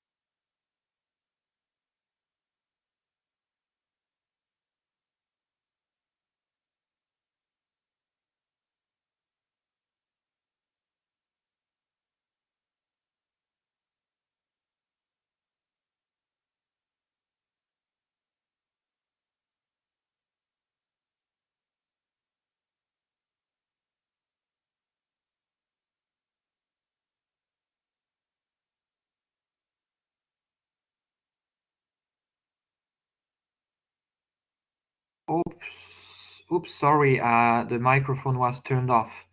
So I guess you missed my explanation for question 10C. So I'm going to go back to question 10C. Sorry about that. I'm going to share my screen again. Oh, now it's gone. So why is that? Here it is. So let me share that. So question 10 first, because the microphone was turned off. So endogenous limit to money creation refer to. Is it A, interest decisions by central bank? No, it's not, because interest rate decision by central bank is monetary policy. It's external, exogenous from the banking system. So it cannot be endogenous, right? Endogenous refers to decisions coming from within the system, from within banks, whether they should be making loans or not. Can it be B, open market? No, open market operation is again monetary policy. Therefore, it cannot be B. How about C, bank's profitability when making less? That's exactly what it is, right? Endogenous limits to money creation refer to bank's profitability when making loans, because this is when banks will be careful when making loans to check first whether they're going to be making money with it or not. So it's all about their profitability. So as I was saying, and I'm going to repeat here, the correct answer for question 10 is actually answer C. Okay. Now let me go back to question 7, because one of you asked about it. So which of these sentences is true? All countries have impose a reserve ratio to their banks. We know that's not true. We know that at least Australia, New Zealand, the United Kingdom, Timor-Leste, there are a few countries that don't have a compulsory reserve ratio requirement, okay? So it's not A. Can it be B? Only a dozen countries in the world impose a reserve ratio on their banks. No, most countries in the world impose a reserve ratio. It can be very small, like in Europe it's 1%. In Vietnam it's 3% up to 10% apparently. So no, B is not correct. It's not true. How about C? A required reserve ratio is necessary for banks to hold base money in reserve. It is not necessary. Necessary means in case there is no reserve ratio, banks would not be holding base money. And we know it's not true. We know that banks would hold base money anyway, even without a reserve ratio, because there are two reasons at least, which we studied, for which they're going to be holding base money. The first one is interbank payment. You know that, right? Commercial banks, they pay themselves, they pay each other using base money. So it cannot be C. How about D? A required reserve ratio is not necessary for banks to hold it. Yes, this one is correct. This one is true. It's not necessary. A reserve requirement ratio is not necessary for banks to hold base money, because we know they will hold base money anyway because of cash withdrawal and interbank payments. Okay, you got it. Very good. You're very welcome. Okay, so can I would be interested to know, can I do a poll about this? No, I don't have that enough option. As custom polls. Custom polls. Add a poll option. Oh, it's not going to work. I just wanted to have a rough idea of how well you did out of 10. Could you, if you're not embarrassed by it, can you give me a little bit a rough idea of how you performed on this? All right, 8 out of 10. You don't have to answer this question, okay? If you know what I mean. Privacy is important. I told you that already.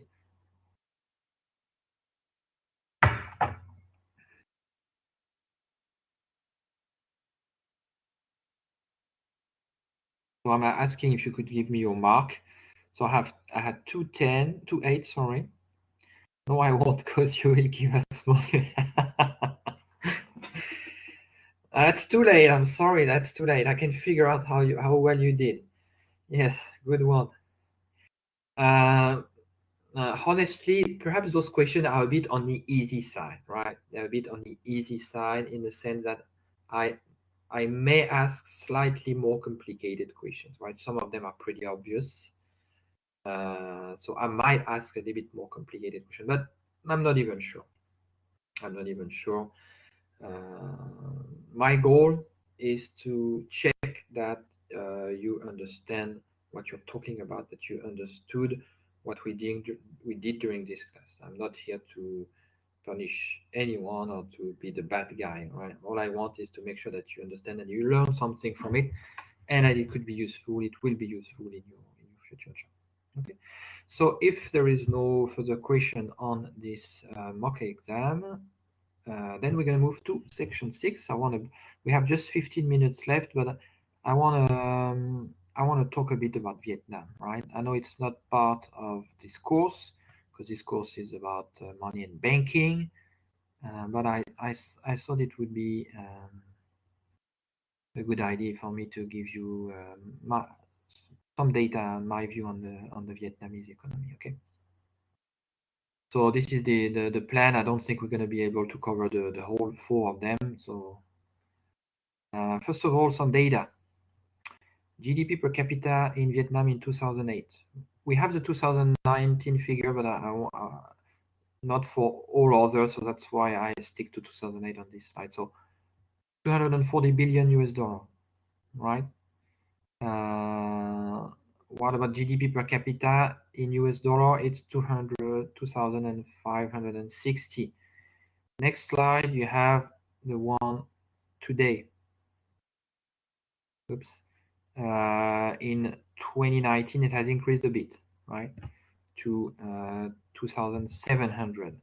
But last year, in 2008, it was 2,500. But that's in US dollar, right? If you use purchasing power parity, which means you take into account the differences in price level, let me give you, let me quickly explain to you what GDP per capita PPP is and how different it is from GDP per capita. GDP per capita, you just measure the average income in Vietnam using US dollar, but you don't take into account the level of prices. Well, I can tell you that with that amount of money, you can buy a whole lot more in Vietnam than in Switzerland, for instance, because Switzerland is a very expensive country. Very expensive, very nice, but very expensive. So you can buy a lot more with that amount of money in Vietnam than in Switzerland. So GDP per capita PPP takes into account differences in average prices in countries, so that you can make comparison, right? It's sort of take an average world price and look at whether you're below or above.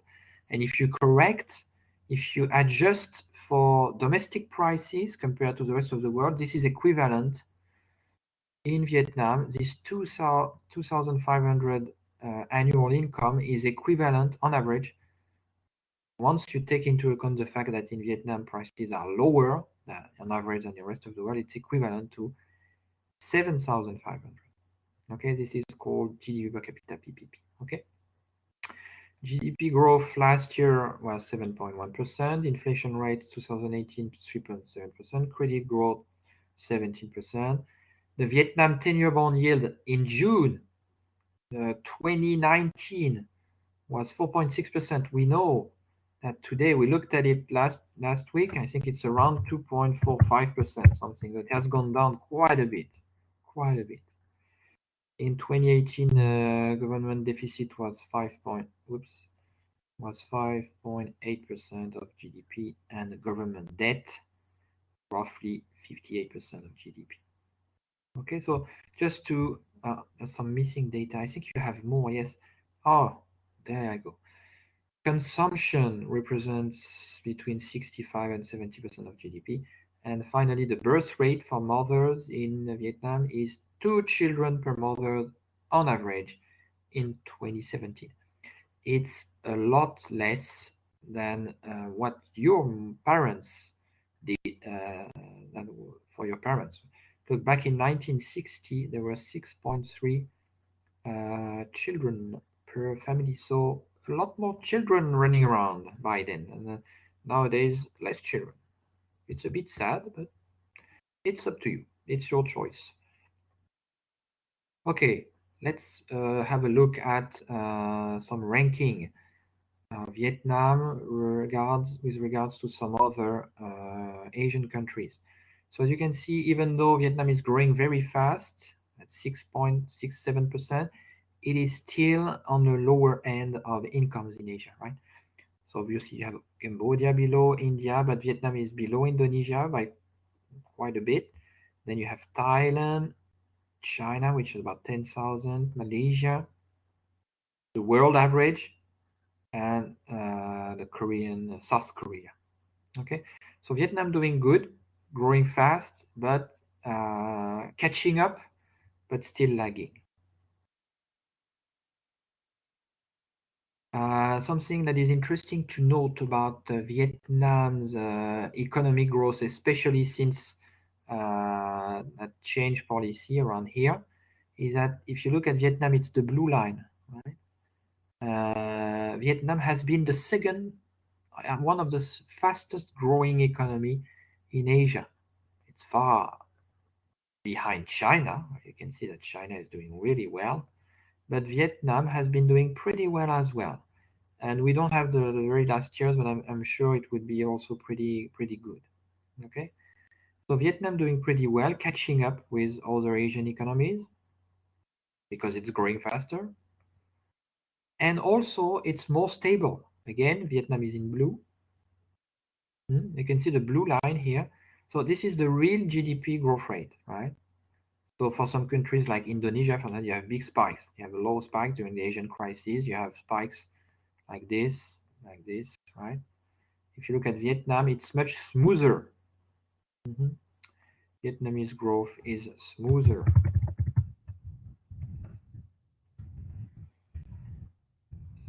That's it's usually a good sign. You see the blue line is smoother than the other countries, right? China is pretty smooth as well. There's no big ups and downs in Chinese growth. But then you have to trust the data, right? But that's the only information we have anyway. So. And this is apparent if you look at the standard deviation, right? The standard deviation in Vietnam is the lowest actually. It's slightly below China. The highest is Indonesia. Indonesia was badly hit by the 1997 Asian crisis. Thailand as well, by the way. You can see Thailand got a big hit.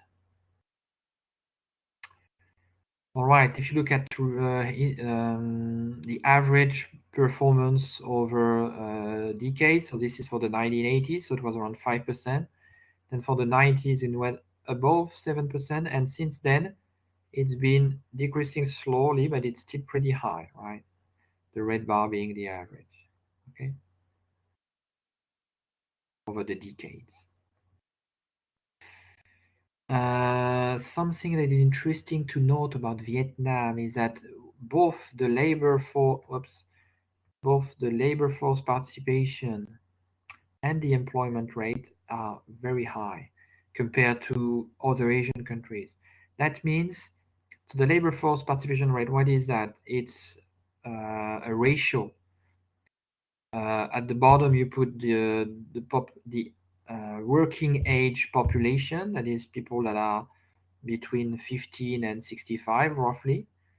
And at the top of this ratio, you put the actual number of people that are working with this working age population.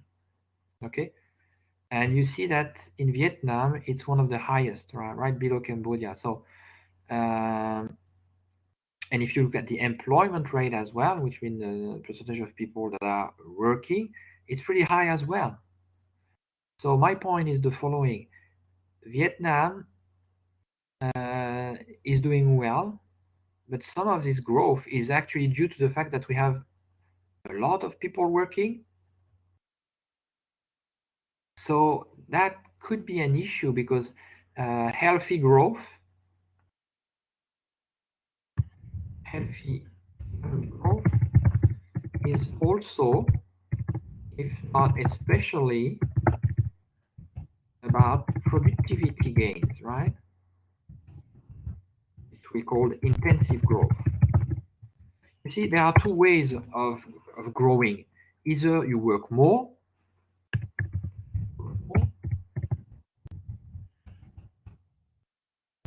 or you work better. Okay? Working more is intensive growth. In a sense, no, sorry, working more is extensive in the sense that you add labor. But working better is about productivity gain. It's about intensive. So my concern with what I see about the Vietnamese economy is that part of its good numbers, its good growth numbers, is due to the fact that you have a lot of the working age people that are actually working. So it's not so much about productivity gains. And rich countries, I told you that, and you should know from Economics 101 and growth theory, rich countries are countries in which the labor force is productive. Because there's only so much hours that you can work. There's only 24 hours a day. You cannot work 26 hours a day. Okay? There's only so much population that can work. Right? Whereas with productivity gains, there is no limit. You can always increase productivity. Right? So this is something to keep in mind as people with, as managers, as hopefully now some macroeconomists in a sense. Keep in mind that you should focus in Vietnam on boosting productivity, not only having more and more people working longer and longer hours. Okay, it's also about productivity. This is very important. This is the key to success. The key to success is higher labor productivity. Okay, it's improving, and some slides later on show that, but it could be better. Some other figures, interesting figures. I think it's usually good to have some sort of overview of the economy. In Vietnam, 15% of GDP comes from agriculture, which is higher than the world average, and the world average is around 4%, I would say. Industry, 33%, which is higher than the world average. The world average would be around 20%. And perhaps a bit more, 25. And services is 51% of GDP, which is below the world average. In France, for instance, I'm not saying it's good, but in France, services is about 75% of GDP. In Hong Kong, I think it's like 95% of GDP for services. Okay. So usually, a sign of development is when you have when you have a small share of GDP coming from agriculture, a higher from industry, and a very high from services. Okay, that's usually a sign of economic development. So you guys are moving there. Growth decomposition by sector. It's also interesting. It allows you to see where growth is coming from in Vietnam, because on the vertical axis you have the growth rate. The size of the bubble indicates the sector's share of the GDP. Okay, so the bigger the bubble, the larger its share in the GDP. And then that numbers here gives you the contribution to economic growth. Okay, so for instance, I told you in Vietnam, its growth is about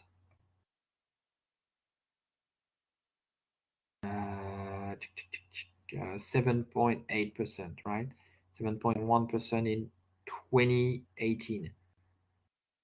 So within that 7.8%, you have 1.4 coming from manufacturing. So actually, it's not for 2018, it's for the 2011-2016 average. Okay, but that's how it works.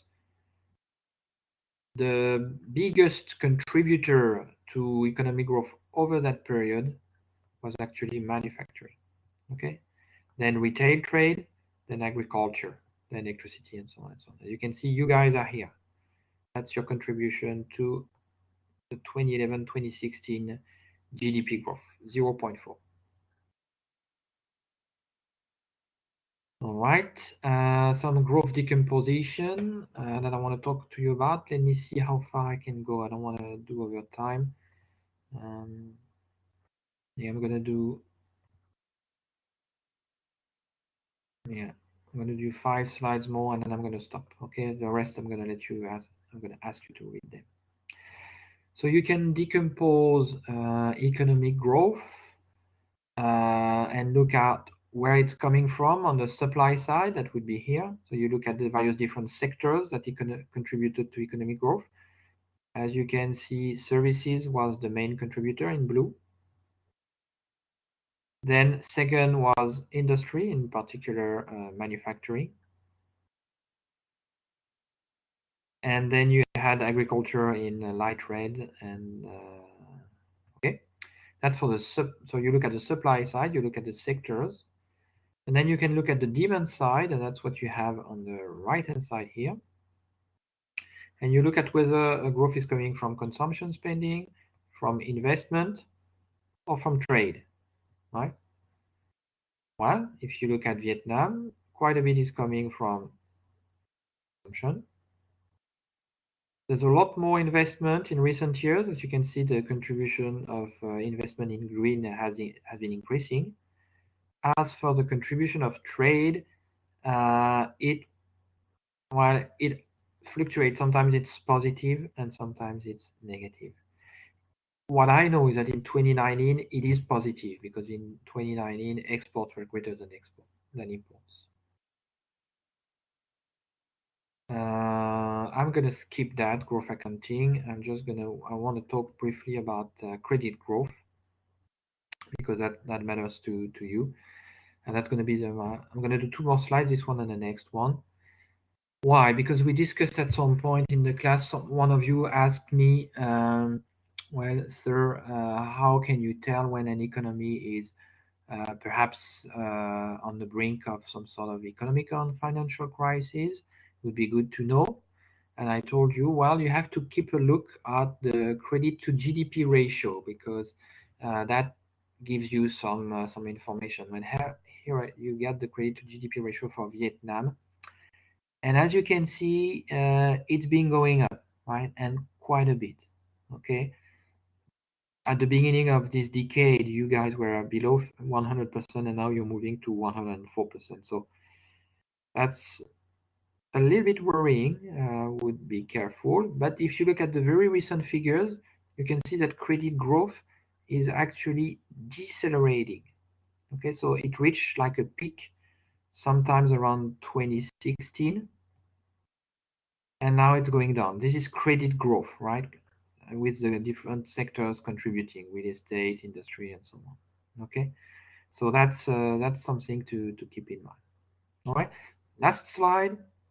We talked about monetary policy, so I thought it would be a good idea to give you some figures about Vietnam. So we have this the refinance rate, which is the rate when you borrow money from the central bank. The repo rate is the rate that the bank pays you when you deposit money at the central bank. And the blue line is the interbank overnight rate. You remember this interest rate we talked about, which is determined on the interbank market according to supply of base money and demand of base money. Supply of base money coming from banks that have excess reserves, and demand coming from banks that do not have enough reserves. Okay. Well, that's exactly what you have here. Okay, that's the blue line. So as you can see, there is quite a bit of ups and downs. Okay, so I guess we're gonna stop here. I told you we're gonna do a Q&A session. We didn't have the time to do that today. I don't think it is a problem for the following reason.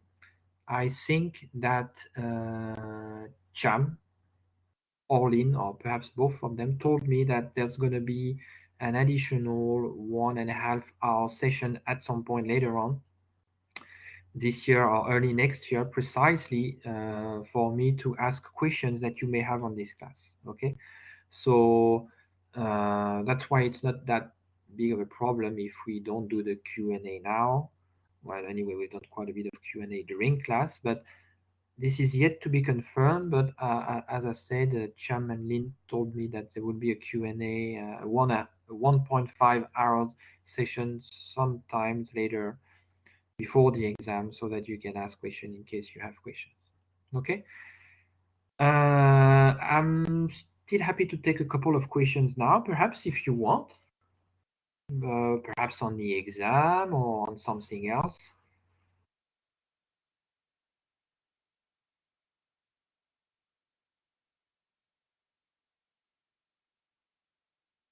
I can see that someone is typing, so I'm going to wait for the question to show up.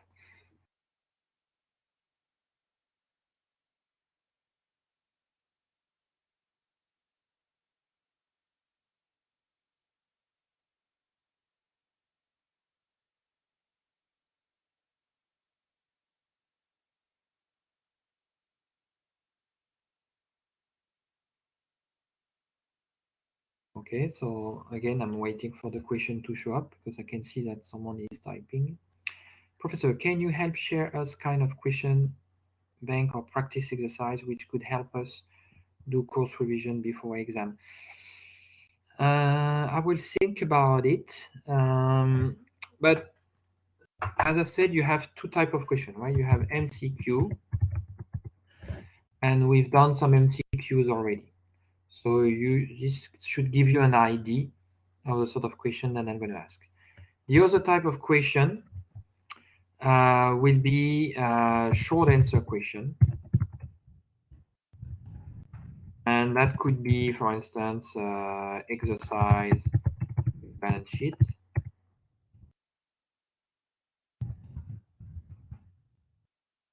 Or a question on the course directly, like, for instance, explain what are the main costs of inflation. Okay. So this is a sort of short answer question that I'm going to ask. You see, so you're just gonna have two parts in the exam: MCQ and short answer. Short answer, it could be an exercise with balance sheet, and that I think we've done quite a bit, quite a few of them. So that you need to spend time on. Okay, for your practice, you need to redo all the exercises that we've done. Make sure that you understand them. If you have questions, feel free to drop an email. There's no problem about that. Or you can wait for the Q&A session that we have. And in addition to these sort of exercises with balance sheets, I'm also going to ask questions on the course directly. Like, you see, I've just given you an example, explain what are the main costs of inflation. I can ask you also to explain what are the main tools of monetary policy, for instance. I can ask you what are the main determinants of exchange rates, for instance. What else can I can ask you to explain how the Bitcoin works. That would be a tricky question. It's not easy, but that's an interesting question. So do you see that's the sort of answer question? So did I answer your question, Mrs., before I move to the next one?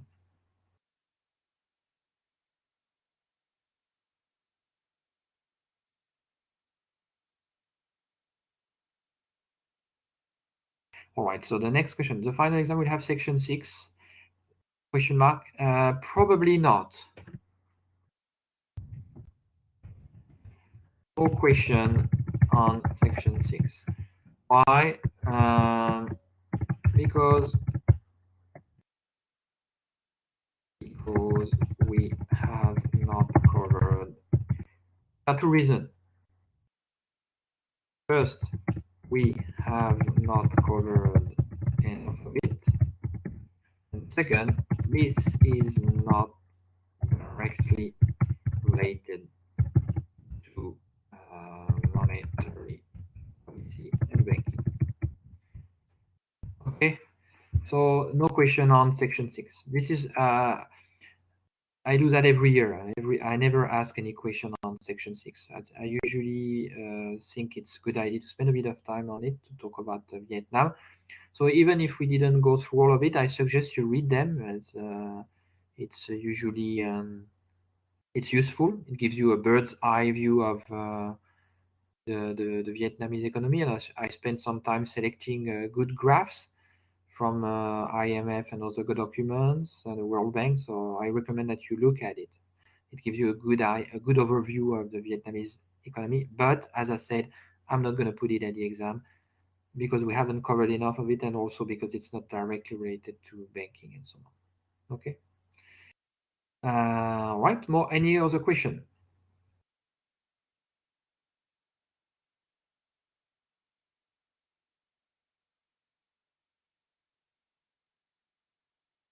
All right. Well, if there is no other question, then it's time for me to thank you first of all, because I really had a good time teaching this class. It's the first time I do this actually. I was a bit disappointed not coming to Vietnam because I really love going there, right? But I really enjoy doing it. Hopefully you did too, and hopefully you learned something from this class. So my time to say thank you and to say goodbye, but hopefully we're going to meet again because of this Q&A session that I was talking about.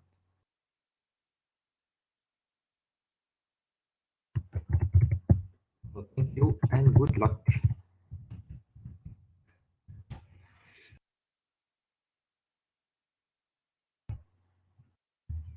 Yeah, that was nice. I'm happy you managed to ask question. I was afraid you would not. So that's all good.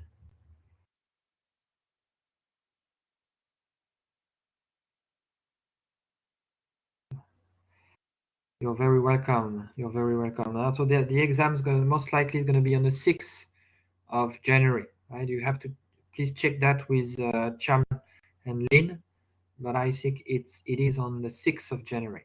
We made a poll at the beginning of today's class about that, and the majority voted. Yeah, I know. It's a weekday, I know, but the majority of your fellow students voted for waiting until January to have a bit more time. So I know it's a weekday. I know it might be a problem. It's not up to me. As Aline explained, every other weekends are taken apparently, so it's not possible. But my recommendation, and I hope Lynn is not listening, is if you could talk to Lynn about that and try it to see if you can change your mind, but I don't think so. Okay.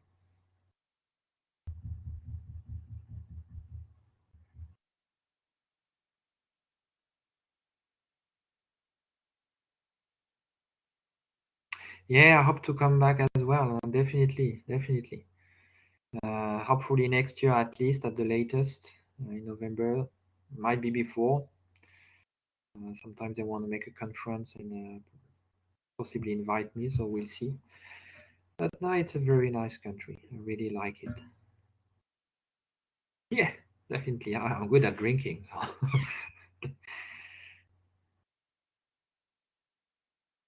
Okay, guys, it was really good. And yeah, so to summarize, so section 1, 2, 3, 4, 5 at the exam, make sure you understand the exercises, make sure you understand the slides, make sure you practice the exercises, and it's all gonna go down well, I'm sure, no problem. All right, guys, time to say goodbye, and again, good luck.